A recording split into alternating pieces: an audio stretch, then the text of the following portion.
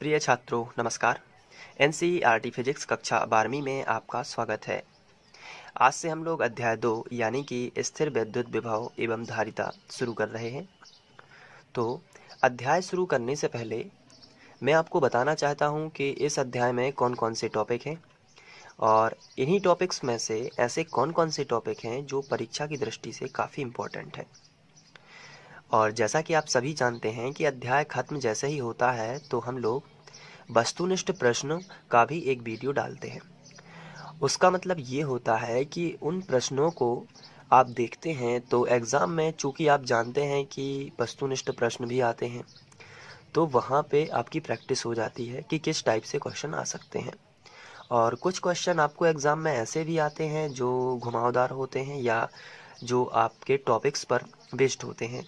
तो यदि आप शुरू से लेके अंत तक सभी चैप्टर को करते हैं तो आपका बेस भी क्लियर होगा और आप सभी प्रकार के प्रश्नों को कर पाएंगे। तो आइए देख लेते हैं कि कौन कौन से टॉपिक हैं। तो पहले नंबर पर हम यही डिस्कस कर लेंगे कि विद्युत विभव आखिर होता क्या है, यानी कि इसका भौतिक अर्थ क्या है। तो इसका एक वीडियो मैं बनाने वाला हूं, तो आप उसमें समझ सकते हैं कि विद्युत विभव आखिर होता क्या है। इसके बाद सेकंड नंबर पर हम पढ़ेंगे विद्युत विभव की परिभाषा एवं मात्रक। ये जो है सेकंड टॉपिक, ये परीक्षा में पूछा जाता है, तो इसलिए हम जब पर्टिकुलर टॉपिक पढ़ेंगे तो और डिटेल में पढ़ेंगे। अभी हम केवल टॉपिक्स देख रहे हैं। थर्ड नंबर पर हम पढ़ेंगे विद्युत विभवांतर आखिर क्या होता है। इसके बाद बिंदु आवेश के कारण किसी बिंदु पर विद्युत विभव की गणना, ये भी परीक्षा में पूछा गया है कई बार। तो ये टॉपिक है और टॉपिक से बनेगा प्रश्न, और प्रश्न को किस तरीके से करना है एग्जाम में उसी के अकॉर्डिंग बनेंगे नोट्स और उसी पे होगा सॉल्व। तो आपको देखकर समझ जाना है और मैं आपको लास्ट में स्क्रीनशॉट दे ही देता हूं, तो आप उससे नोट्स बना सकते हैं। बहुत ही सिंपल है, आपको कुछ भी करने की कोई भी ज़रूरत नहीं है। आपको पहले समझना है और बाद में ले लेना है स्क्रीनशॉट और अपने कॉपी में लिखते जाना है। तो बिल्कुल कोई भी चीज़ नहीं छोड़ने वाला हूँ मैं।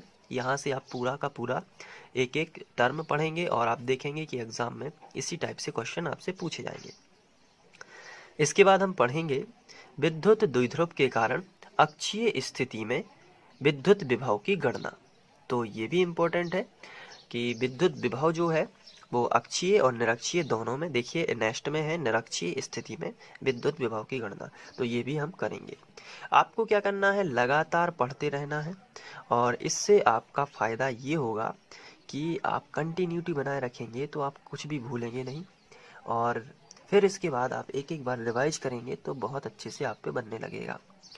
इसके बाद है विभव को प्रभावित करने वाले कारक।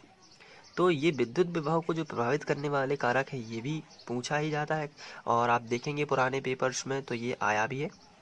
तो बहुत ही सिंपल है प्रभावित करने वाले कारक, और मैं आपको बताऊंगा कि किस तरीके से याद करना है।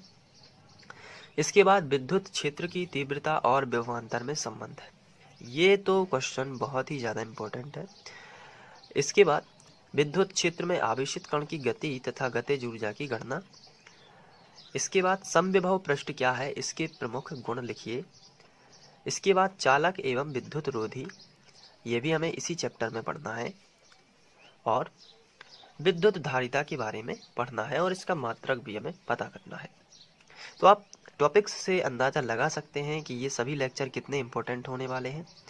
इसके बाद गोलीय चालक की विद्युत धारिता का व्यंजक, तो इसके बाद धारिता को प्रभावित करने वाले कारक, फिर होगा संधारित्र क्या है इसका सिद्धांत, और समांतर प्लेट संधारित्र की धारिता और गोलीय संधारित्र की धारिता, फिर बेलनाकार संधारित्र की धारिता। इन तीनों में से एक क्वेश्चन जरूर आता है।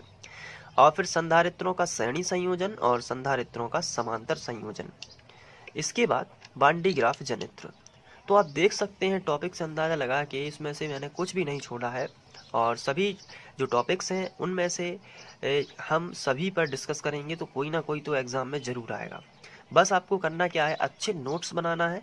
लगभग आपके 25 से 30 क्वेश्चन हो जाएं तो कोई बात नहीं, लेकिन आप उनमें अच्छे से तैयारी करिए, तो बस आपको फिर टेंशन लेने की कोई ज़रूरत ही नहीं रहेगी।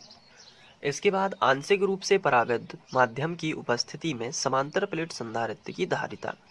और फिर दो आवेशित चालकों को जोड़ने पर आवेश के पुनर्वितरण के लिए निम्न की गणना। तो उभयनिष्ठ विभव देख लेंगे, आवेश का वितरण देख लेंगे, ऊर्जा हानि और अध्याय से संबंधित महत्वपूर्ण विकल्प। अब रही बात एनसीईआरटी के क्वेश्चनों की, तो उसके लिए अलग से प्लेलिस्ट है।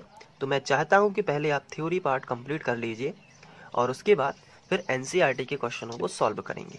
तो आपको याद भी रहेंगे और सभी प्रकार के क्वेश्चन, और कुछ आप अपने मन से भी सॉल्व करके देख सकते हैं। और यदि फिर मैं तो करवाऊंगा ही बाद में, मैं थ्योरी पार्ट पहले कंप्लीट कर रहा हूं।